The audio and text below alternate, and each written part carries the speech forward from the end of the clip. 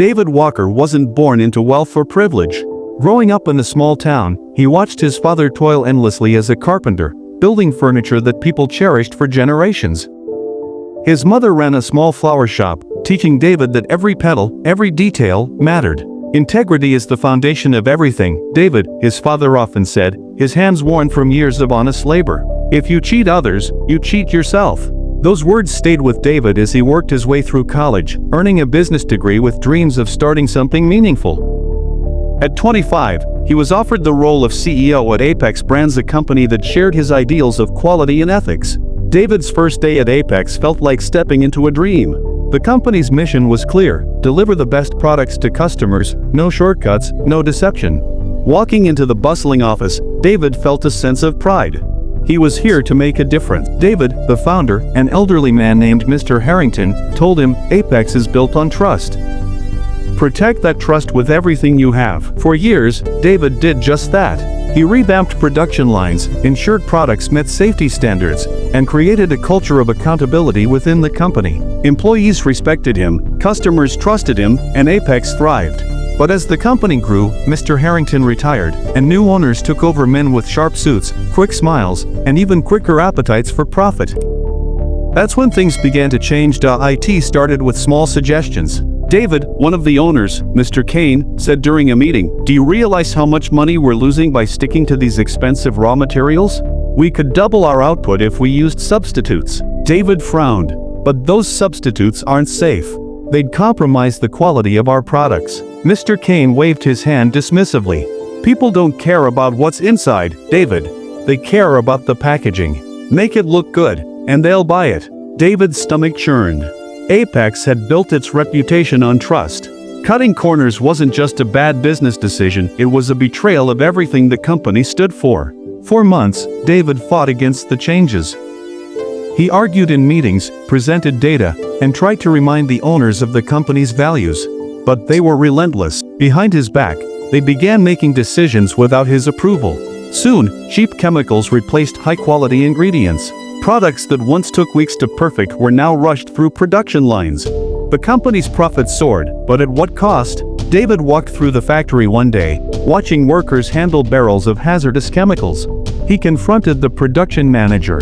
"What are these?" he demanded, pointing to a container labeled with a warning symbol. "New additives," the manager replied nervously. Mr. Kane approved them. David's fists clenched. He knew he couldn't stay silent any longer. At the next board meeting, David laid his cards on the table. "This has to stop," he said, his voice firm. "We're endangering lives. If this continues, it's only a matter of time before someone gets hurt or worse." Mr. Kane smirked. "David, you're overreacting. This is how big companies operate. We're not running a charity here." David slammed his hand on the table. "We're not running a scam, either. If you think I'll stand by and watch you destroy everything Apex stands for, you're mistaken." The room fell silent. For a moment, David thought he had gotten through to them. But then Mr. Kane leaned back in his chair, his smile fading.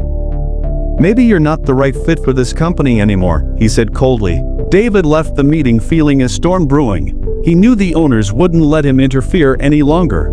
Over the next few weeks, David gathered evidence of the company's unethical practices. He reported his findings to regulatory authorities, hoping they would take action. But the owners were powerful men with connections in high places. They found out about David's whistleblowing, and they decided to make him pay. One morning, David arrived at work to find security guards waiting for him. "Mr. Walker, we need you to come with us," one of them said. David frowned. "What's going on?"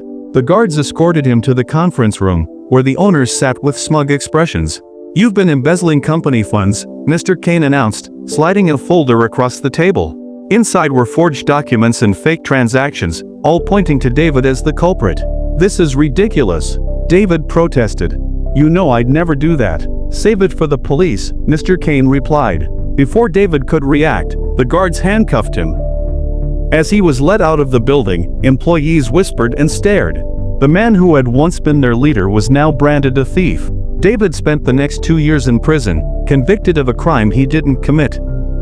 His reputation was destroyed, his career in ruins. Prison was a dark, unforgiving place. The cold walls and harsh reality of confinement tested David in ways he had never imagined. Each day felt endless, but it gave him plenty of time to reflect. For the first few months, he was consumed by anger at the owners of Apex, at the system that had failed him, and even at himself for trusting the wrong people. But slowly, something inside him shifted. David remembered the lessons his father had taught him. When life knocks you down, son, you get back up stronger. He began to rebuild his mind. He read every book he could get his hands on about business, ethics, and leadership. He studied companies that had risen from nothing and took notes on their strategies. And every night, in his small cell, he dreamed of starting over. When I get out of here, he told himself, I'll build a company that stands for everything Apex abandoned. I'll prove that honesty can triumph over greed. When David was released from prison, he had nothing but a small suitcase and a burning determination. Most of his former friends and colleagues avoided him, afraid of being associated with someone who had been jailed. Even his family struggled to look him in the eye, though deep down, they wanted to believe in his innocence. Despite the odds, David refused to give up. He moved into a tiny one-bedroom apartment and began working as a freelance consultant, using the skills he had honed at Apex. With the money he earned, he slowly saved enough to start his own company. He named it Qurises, a name that symbolized authenticity and integrity. David's first product was a simple one, an all-natural cleaning solution, free from harmful chemicals. He spent months perfecting the formula, ensuring it was safe for families and the environment. But unlike Apex, David didn't rely on flashy marketing or gimmicks. Instead, he focused on building trust. He posted detailed videos about the production process, showing customers exactly how his products were made. He encouraged feedback and used it to improve. At first, progress was slow. David worked late nights, handling everything from manufacturing to packaging himself. He knocked on doors, visited local stores, and even stood outside supermarkets handing out free samples. Little by little, people began to notice. Customers loved the transparency and quality of Qurises products. Word spread, and within a year, the company had gained a loyal following.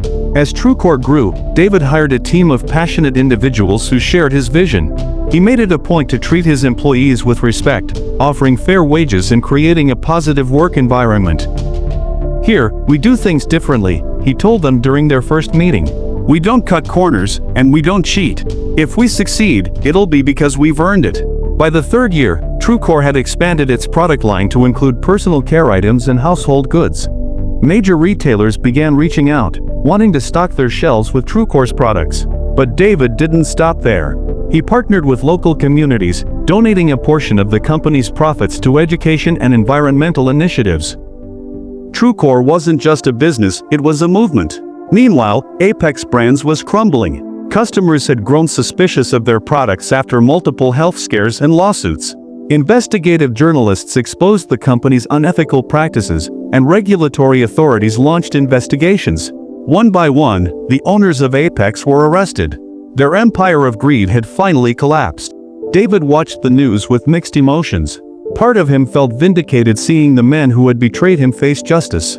But he also felt a deep sadness for the employees who had lost their jobs and the customers who had been harmed. Shortly after the collapse of Apex, a reporter reached out to David for an interview. "You've become a symbol of integrity in business," the reporter said. "How does it feel to rise above everything you've been through?" David paused, choosing his words carefully. "I didn't do this to prove anyone wrong," he said. "I did it because I believe in something bigger than myself. Business isn't just about profit, it's about people. If you put people first, success will follow." The interview went viral, and Qurises' popularity soared. Customers resonated with David's story of perseverance and integrity. 5 years after its founding, Qurises Industries had become one of the largest companies in the country. Its products were in millions of households, its employees were thriving, and its impact on local communities was undeniable. One day, David stood in the lobby of Qurises headquarters, looking at a plaque that read, "Integrity is the foundation of everything." His father's words. A young intern approached him, holding a notebook. "Mr. Walker," she said nervously, "I just wanted to thank you. Working here has shown me that it's possible to succeed without compromising your values." David smiled. "Thank you for being part of this journey. Always remember, success built on honesty will last a lifetime." David's story became a lesson for generations to come. It showed that while greed and deception might lead to short-term gains, they will ultimately crumble. True success is built on integrity, hard work, and a commitment to doing what's right. In the end, David proved that even in a world filled with corruption, goodness could prevail. Please don't forget to subscribe our channel for more videos like this.